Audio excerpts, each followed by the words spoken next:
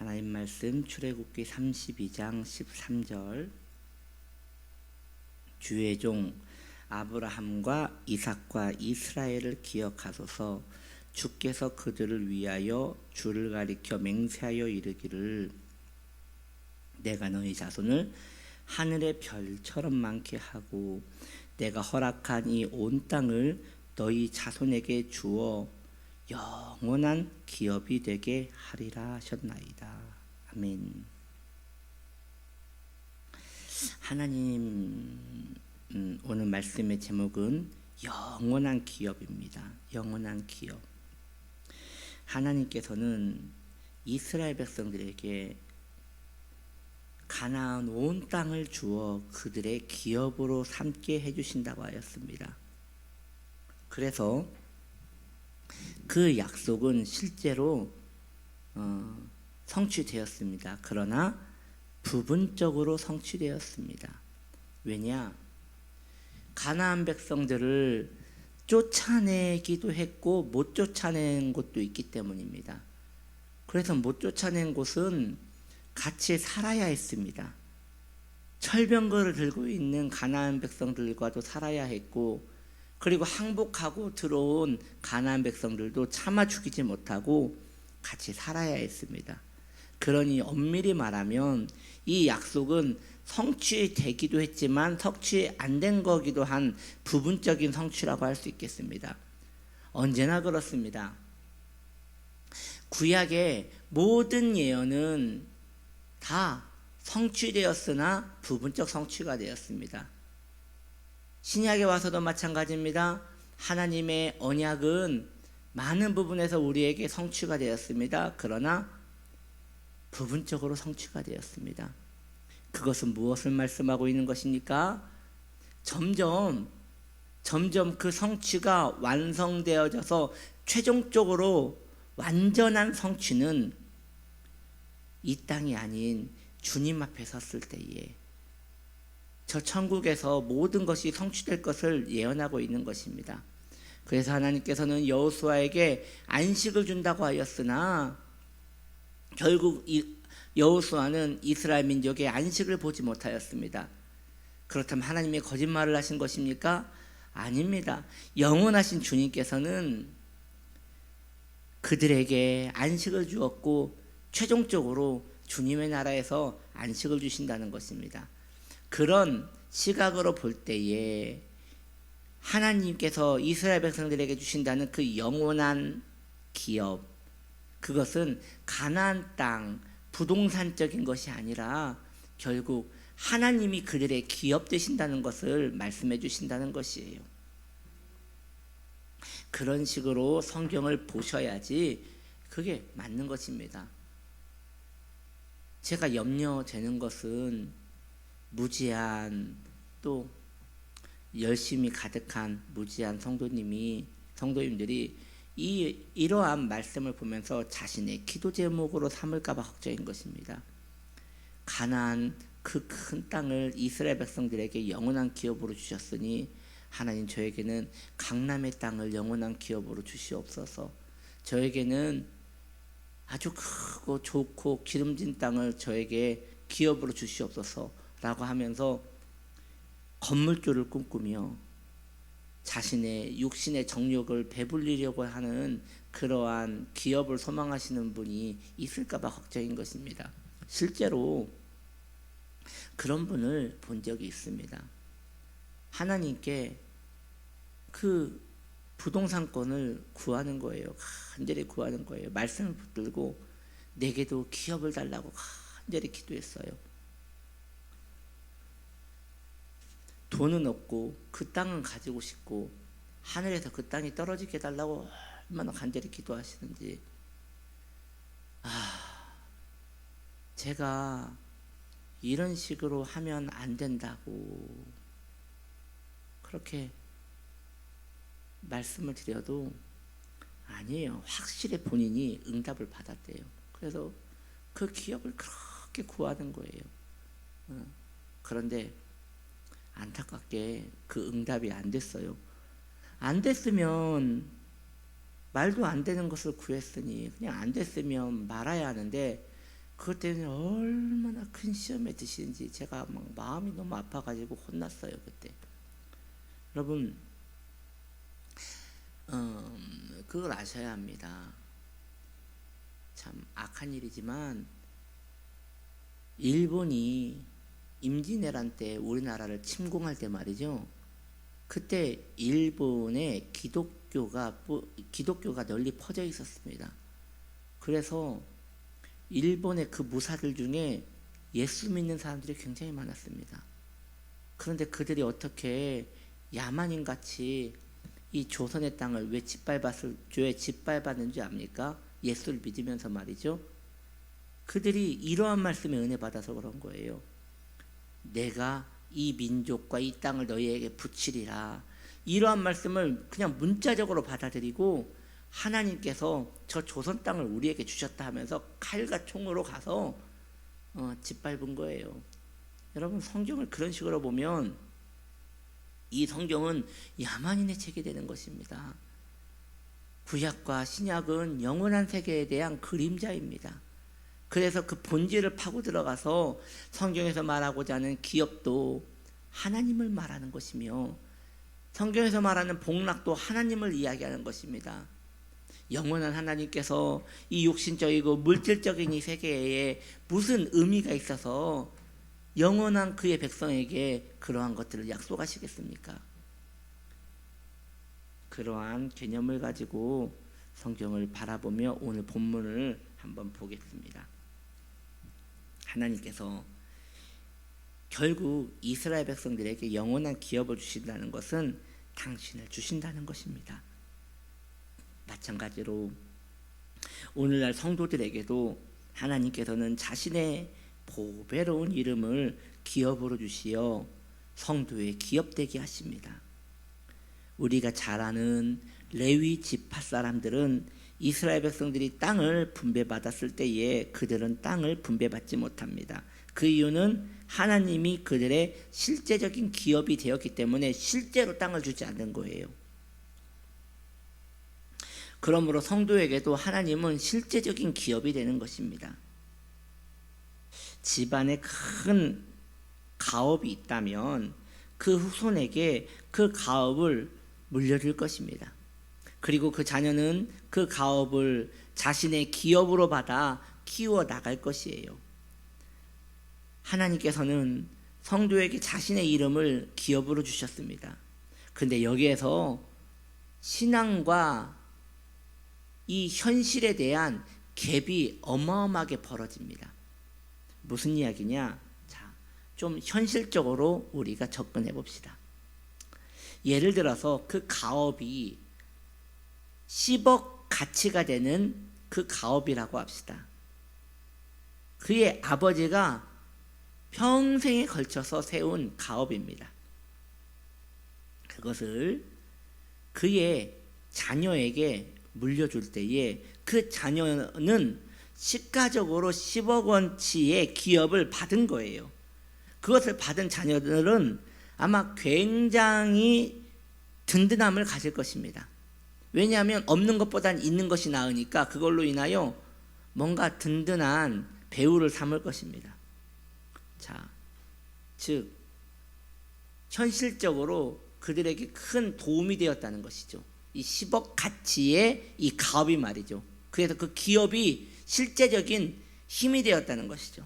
그런데 말이죠, 좀 맥 빠지는 이야기를 합시다. 하나님께서 우리를 부르시더니 내가 너에게 기업을 주겠다. 10억짜리입니까? 100억짜리입니까? 아니 뭐 더도 말고 1000만 원짜리입니까? 어떤 기업을 주시렵니까? 그랬더니 이름을 주겠다. 힘이 쪽 빠지는 거예요. 이름을 주신다. 이름을 주신다. 아니 주님, 그 이름 가지고서는 편의점 가서 요구르트도 못 사 먹는데 주님 어떻게 하란 말입니까? 그 이름을 가지고 어쩌란 말입니까? 그랬더니 이 이름만 있으면 천국도 간다. 아니 주님, 천국은 죽어서 가는 것이고 이 땅에서는 먹고 살아야 하는데 좀 실제적인 기업을 주셔야지요. 이렇게 되는 것이죠. 그래서 하나님께서 성도에게 자신을 기업으로 준다고 하는데 성도는 그것에 대해서 아무런 감흥을 느끼지 못합니다. 돈이 되는 것도 아니고 먹고 사는데 도움이 되는 것도 아니고 다른 이들이 알아주는 것도 아니고 자신의 부족한 형편이 더 나아지는 것도 아니기 때문입니다. 더 나아가 오늘날 많은 사람들이 교회를 떠나가고 있습니다. 특히 청년들이 교회를 지푸라기 버리듯 막 버리고 떠나갑니다. 왜 그런 것이냐? 결국 이런 이유이기 때문이죠. 교회가 자신의 실제적인 삶에 별로 도움이 되지 않는 것이에요. 결국 신앙이라는 것은 고작 마음의 위안만 주는 정도라고 생각하는 것이에요. 그런데 그 그깟 마음의 위안은 좋은 데 가서 술 한 잔만 먹어도 그 정도 위안은 받더라는 것이죠. 그래서 그들은 신앙이 아무런 도움이 되지 않는다고 생각하기에 교회를 그냥 아무렇지도 않게 떠나버리는 것입니다. 자, 여기에서 매우 중요한 사실을 전 여러분들에게 말씀드리겠습니다. 하나님이 나의 기업된다는 것, 이것은 내 손에 당장 뭐가 들어오는 것도 아니고 무엇을 쓸 수 있는 것도 아닙니다.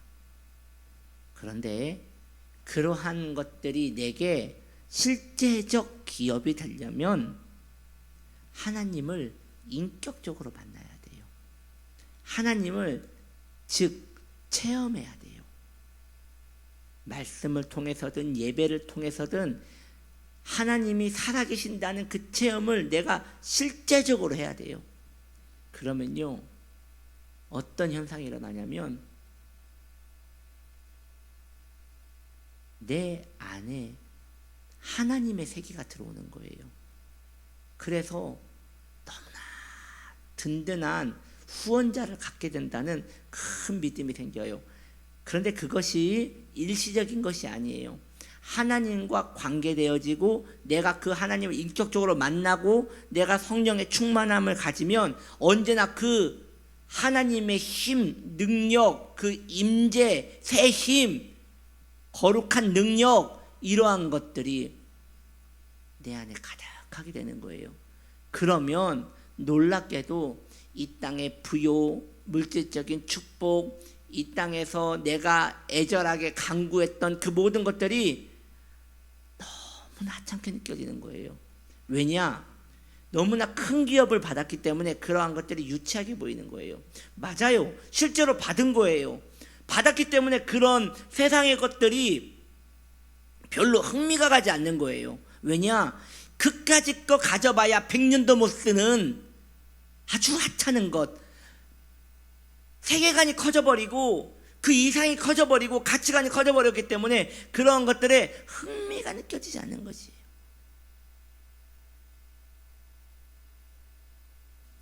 그 연세 많으신 그 어르신들을 보면 젊은 시절에 너무나 가난하게 사신 분들이 있어요. 많겠지요. 그분들의 말씀을 들어보면 너무 먹을 것이 없을 때는 그냥 산에서 나무 껍데기를 벗겨다가 그것을 무조건 삶아가지고 그 물을 마셨다고 하더라고요. 그 나무가 어떤 나무인지도 모르고 그래도 물만 마시는 것보다 나으니까 그걸 막 그냥 땅에 있는 무슨 풀이든 껍데기든 그렇게 해가지고 먹었다고 하더라고요. 좀 형편이 나아지면 쌀밥을 먹는 것을 상상도 못하고 그냥 큰 가마솥에 밥 한 2공기 넣고 계속 죽을 끓여서 먹는 거예요. 죽을 끓여서 계속 먹는 거예요. 어느 날 제가 죽을 좋아하거든요. 소화도 잘 되고 그래서 성도님들 가운데 목사님 뭐 드시고 싶으세요? 그래서 그 권사님 저는 죽집 가고 싶습니다. 그러면 한 번은 그 권사님이 안색이 싹 변하는 거예요. 왜냐하면 자기는 죽만 생각하면 너무 역겹대요. 너무 많이 먹어가지고 어린 시절에 청년의 때에 죽을 너무 많이 먹어가지고 죽만 생각하면 아우 너무 싫대요. 예, 왜 그런 것입니까? 너무 그 힘든 시절에 죽을 너무 많이 먹어서 그게 싫은 거예요. 자, 그것을 좀 다르게 생각하면요, 그 권사님이 그 죽을 지금 안 먹어도 될 정도로 먹을 게 천진 거예요. 먹을 것 많은데 굳이 이제 옛날에는 먹을 게 그거밖에 없어서 그걸 먹었지만 지금은 그것을 보지도 않아도 될 정도로 하찮게 여기는 것이죠. 마찬가지입니다. 하나님을 기업 삼은 자는 이 세상의 것이 너무 하찮게 보입니다. 그런데 반대로 이 땅의 것에 대하여 마음이 너무나 간절한 자, 그런데 자기는 하나님을 기업으로 삼았대요. 거짓말인 거예요. 안 만난 거예요. 안 만난 거예요. 받았을지 모르겠지만 그걸 사용하는 법조차도 모르는 거예요. 그래서 저는 여러분들에게 권면해 드립니다. 하나님을 만나는 데에 최선을 다하십시오. 하나님을 찾고 그분을 자신의 보배로운 그 은혜로 받아들이는 데에 마음을 다하셔야 합니다. 그러실 때 하나님을 구하면 구할수록 하나님이 나의 기업이 된다는 것이 얼마나 큰 것인지, 하나님의 그 이름만 있으면 어떤 것도 다 필요 없을 정도로 배부르다는 것을, 그걸 깨달을 때에 그때서야 신앙의 즐거움이 깨달아지는 거예요. 그때부터 신앙의 낙이 깨달아지는 거예요. 그게 되지 않으면 신앙생활은 그저 상징적인 피상적인 아무것도 아닌 그냥 종교생활이 되는 것입니다. 맞습니다. 하나님 만나지 못하는 신앙생활, 그것은 흥미가 가지 않기 때문에 떠나도 할 말이 없습니다. 그래서 그 많은 청년들이 교회를 떠나는 것입니다. 그러나 그들이 떠나는 이유는 정말 교회가 보잘것없어서가 아니라, 그들이 떠나는 이유는 정말 하나님이 아무것도 줄 수 없는 분이었기 때문에 떠나는 게 아니라 하나님을 만나지 못했기 때문에 떠난다는 것입니다. 그래서 진정 하나님이 주시고자 하는 것이 뭔지도 모르고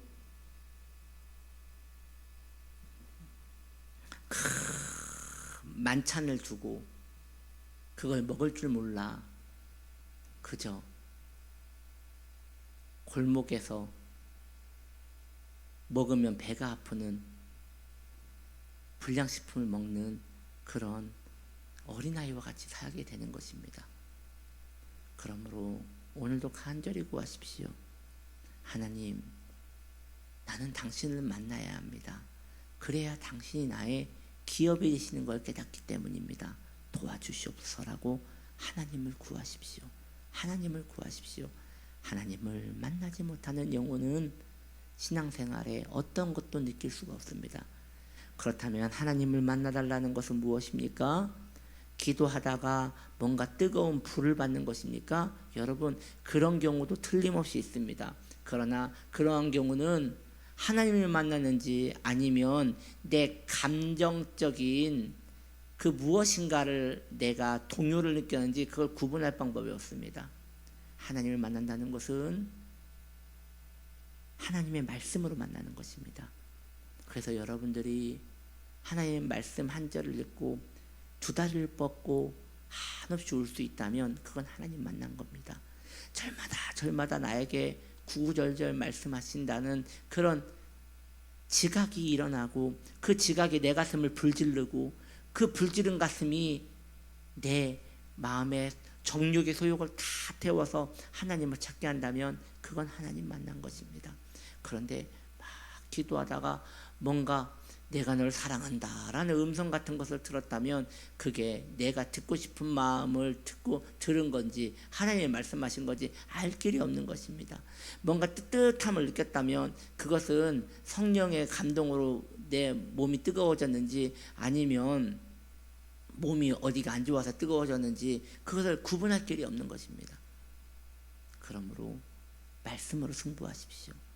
하나님 말씀에서 하나님 만나달라고. 이 귀한 성경책이 우리에게 널려 있습니다. 그런데 하나님을 만나지 못한 자는 그저 글이 가득한 글귀에 불과한 것입니다. 하나님을 만난 자들은 이 모든 것이 살아있는 하나님이 되는 것입니다. 기도합시다.